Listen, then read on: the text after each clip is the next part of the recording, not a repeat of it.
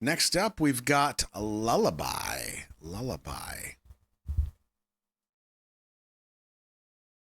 I'm sure I'll be wrong, but I will say, I hope this is soft and simple and more vocals than anything. I don't think it's going to be, but I hope that it is. Nope.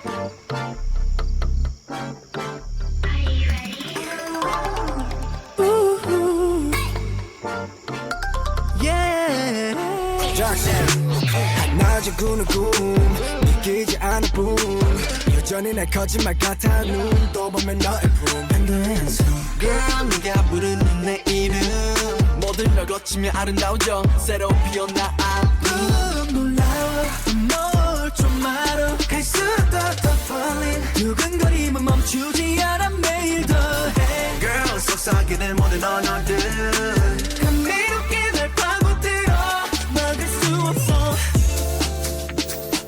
나의 생각 없어 계속해서 날 찾고 I like that switch. 나야 한시도 떨어질 수 없어 계속해서 널 곁에 두고 싶어 Sweet talk to me babe It's magical Sweet lullaby 매일매일 널 원해 Sweet talk to me babe It's magical 연할 수 없어 너에게서 내게 취한 듯이 그녀 이 기쁨이 계속될 수 있게 I want it 무거워진 눈이 감겨 이 순간이 영원할 수 있게 I want it You make me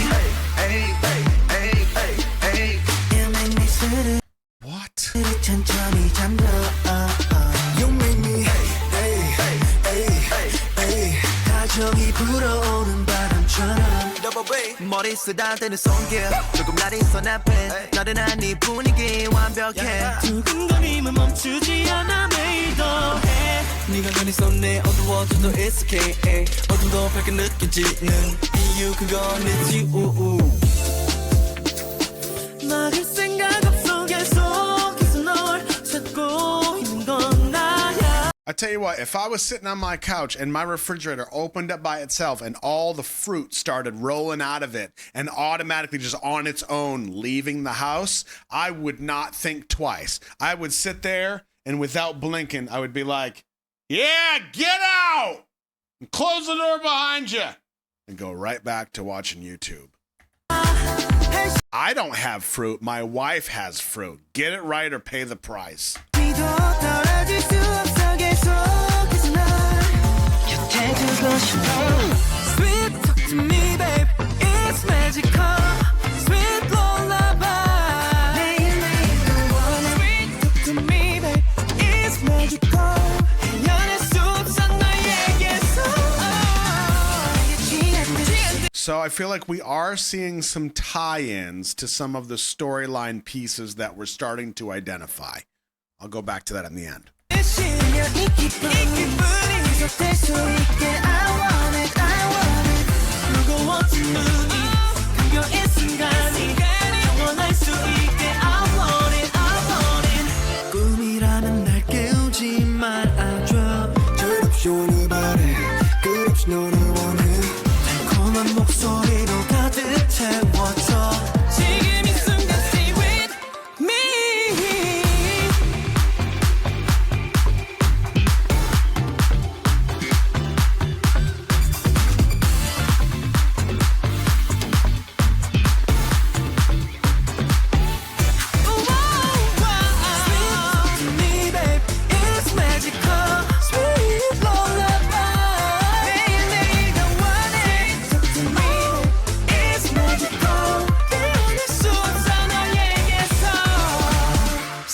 Talk to me, babe. It's magical.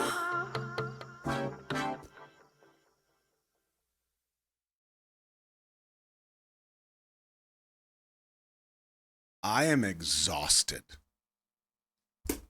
Exhausted.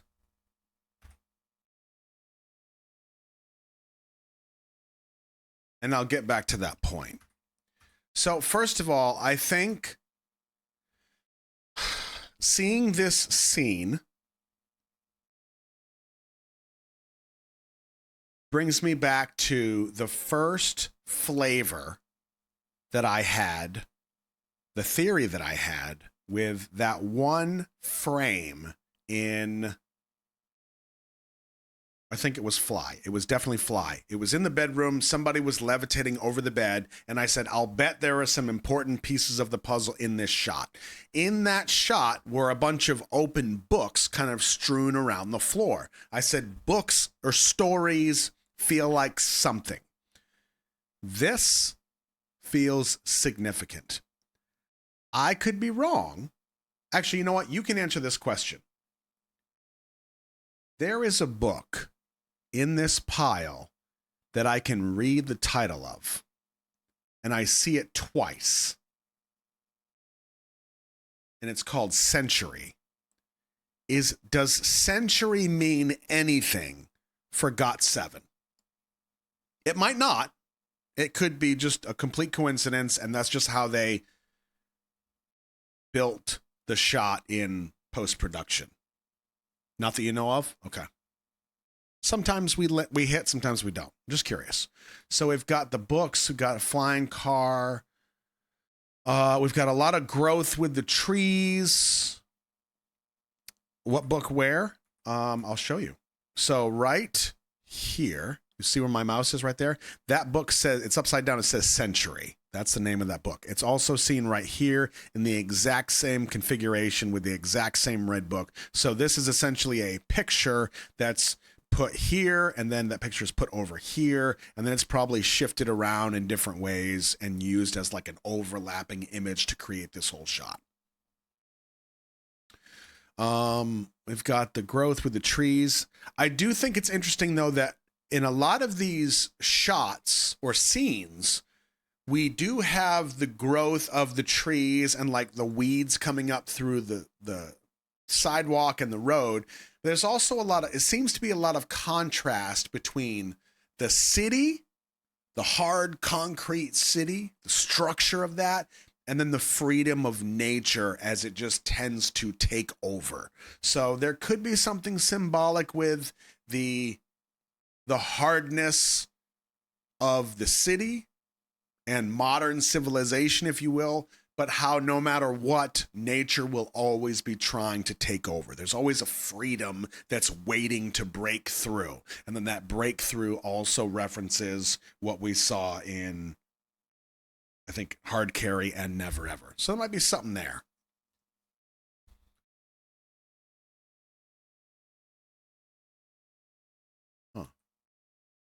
The letterboxing being different is interesting. If you notice how deep these letterboxes are on this shot here with the car, when we go to this city shot here, letterboxing is smaller. See the car, it's a little deeper, and then back to this city shot. That's interesting.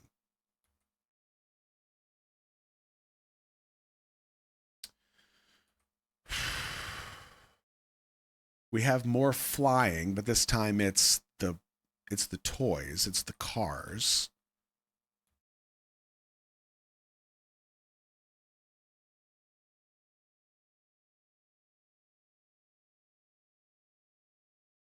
Another zebra. Zebras seem to be something. That's the second time we've seen zebras. That's right. Of course I know it's a zebra and it's not a fancy horse. What do I look like to you? Have some respect. Let's see. Sunflowers. Got the weeds coming up. The flowers coming up. Interesting that it does say mirages on the music sign.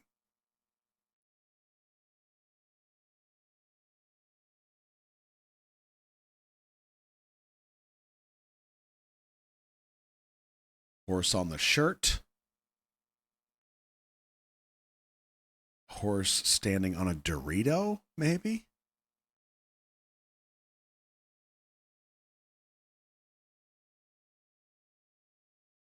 Got the nighttime, got the dancing bear, the galaxies, the stars. California up on the wall. That would make sense because Mark, who's a Taiwanese American, grew up in LA. That would make sense. Yeah, letterboxing keeps changing. Books. Oh, these are records. Records, we have TV sing-along. Have you heard Dottie West? It's probably just props. You might have said this in another stream, but what is the purpose of the letterboxing in filming? So if you look at, it's basically to make the actual screen, the footage that you see, fit the movie screen, right? So TVs nowadays, like TVs back in the day, back in the day were square, okay? And the image was made for that screen. So it was filmed in a certain way, which was like a 4:3 ratio, where it was like 4 horizontally and then 3 ratio wise vertically. So that's how it was filmed. When we filmed movies, it was made in a very different way. So it had to kind of fill this giant screen. And so they used letterboxing to kind of fill that space, because the ratio that this shows on this screen is very different from how it would be on a movie screen. Now, the truth is, letterboxing nowadays is usually used as a very cheap way to give something a cinematic look.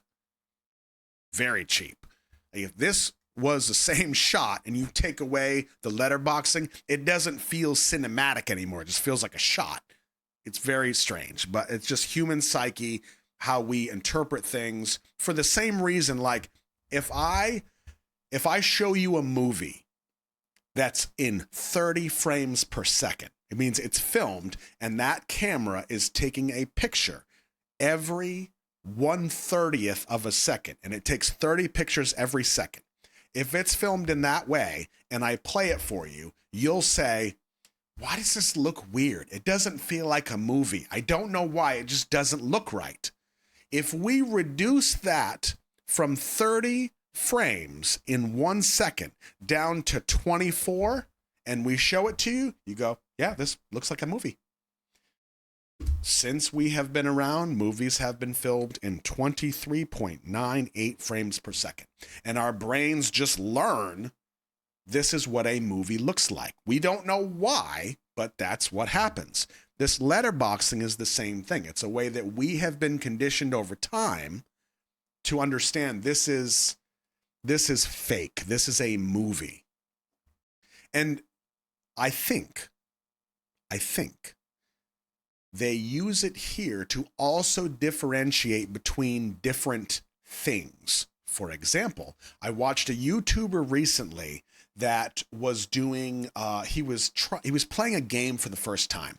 And most of the video would be him playing the game, like he's down in the little bottom corner playing and he's running around and he's meeting people. But then sometimes he would have a voiceover to explain what he was thinking about in this moment. So at that point, it goes from a full screen and then the letterboxing closes in just like this right here. In that letterboxing, now he just has a voiceover while he keeps playing, and he says, so this is the point where I got nervous. I knew this guy was around the corner, I just didn't know where, and I didn't know what he was going to do, but I was about to find out. And then the letterboxing opens right back up, and the video carries on. All that to say, he used those letterboxing pieces as a way to tell you this is a little bit different right here. So it's all those pieces that we put together to explain things, to help you as the viewer understand this is a little bit different. You can't articulate why that is or how we did it, but it's different. Sorry, that was a very long answer, but that's it. Yeah.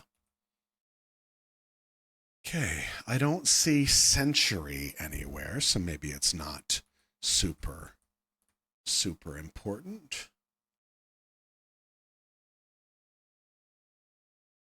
Okay. The horse is either a maze or that's a brand name. We also have a dice over it, a die. So there's a lot of pieces here.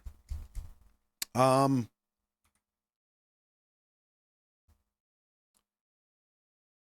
first thing I said to you after this video finished was, I am exhausted. I am exhausted. Now, I think there's a lot of nice pieces to this that do reference the fandom and other pieces that they have used in their video. So if you take what I think is GOT7's theme, if you will, and you apply that to this video, it all makes sense. I think it references other pieces of their art very well. Absolutely.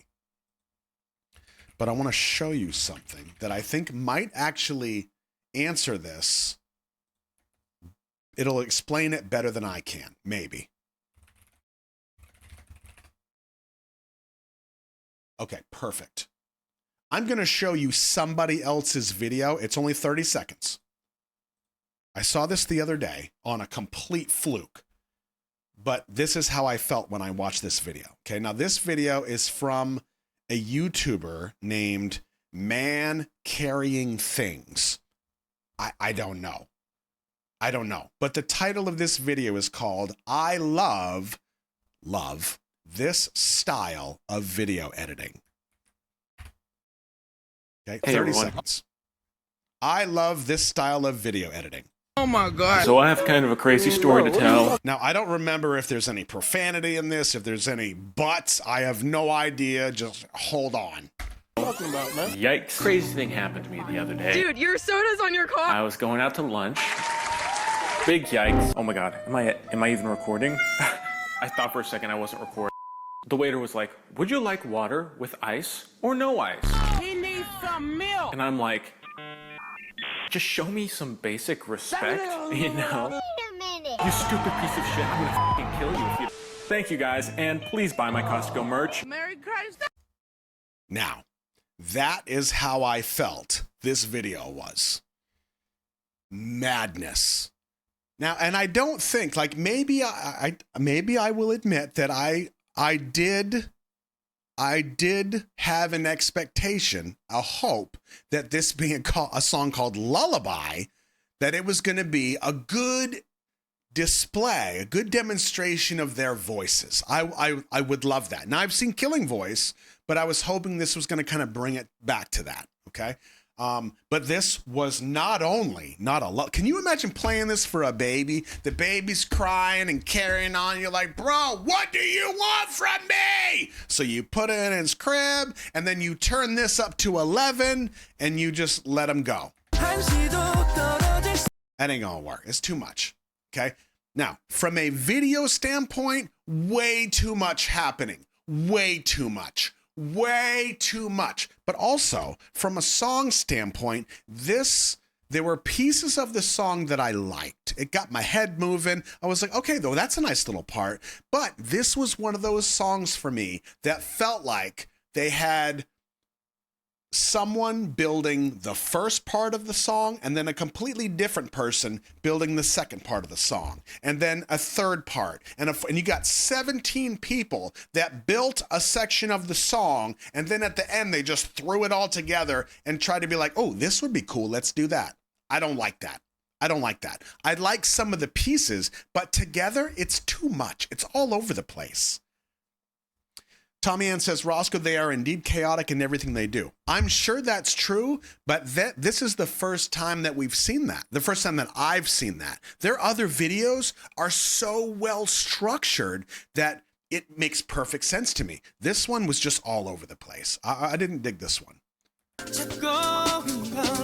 Now, this part, when it came on, I was like, oh yeah, that's my flavor right there. Wait. This little switch up, got some vocals. Okay. Now we've seen at this point, we're a minute in, we've seen two different songs in a way. Completely different song. 3 songs in 1 minute. And then I feel like this repeats and we end up with like a bunch of different songs within one song. Sometimes that's cool and I'm a fan. Sometimes I'm not. This time it just didn't hit me. That's all. And I think visually there was just so much like this. Like, Why? Why did we go to this? This kind of makes sense from the book's standpoint, but then we're in a club, and then we've got the floor is making noises and lights. Oh man. Whew, it was a lot. I was exhausted. It's all over the place. Yeah. Yeah. Oh man. Like it actually makes me antsy, you know? Some great effects. I mean, I'll definitely give him credit where credit is due, but this one just didn't land with me. It kind of stressed me out. Dying to know what this horse is about. We'll figure it out. We still got some videos. Huh. This makes me wonder if they're using this as a symbol to reference the zebra. Black and white. Maybe. Maybe. Oh, overwhelming. That's a good way to put it. Yeah. Okay. Well, like I always said, can't love them all. That's okay.